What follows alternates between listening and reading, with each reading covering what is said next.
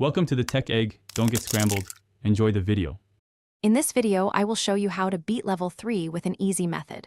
First, take a moment to observe your surroundings and understand the enemy types you'll face. Knowing their attack patterns and weaknesses is crucial for planning your moves. Before rushing into combat, make sure to gather any power-ups or resources available on the map. These can give you a significant edge. Finally, always use the environment to your benefit, whether it's for cover or to funnel enemies. Now, let's talk about some key strategies. When you encounter groups of enemies, always prioritize taking out ranged attackers first. They can deal consistent damage from a distance and are often squishier. It's also smart to conserve your special abilities or ultimate moves for the level's boss or tougher minibosses. Don't waste them on regular foes. And remember, keeping a safe distance from melee enemies allows you to kite them and avoid unnecessary damage. Hey everyone, quick break from the action.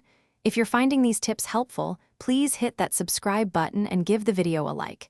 It really supports the channel. On another note, life's too short for a stinky car, so grab a little Tree's Black Ice air freshener to keep things fresh on your next adventure.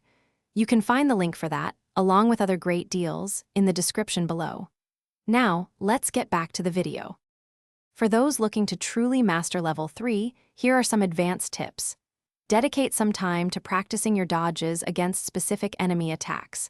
Perfecting this can make you almost untouchable. Pay close attention to enemy cooldowns. After they use a powerful ability, there's often a window for you to counterattack safely.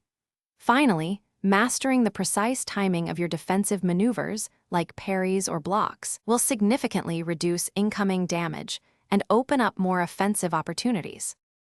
Thanks for watching. Consider subscribing if I helped unscramble your problems.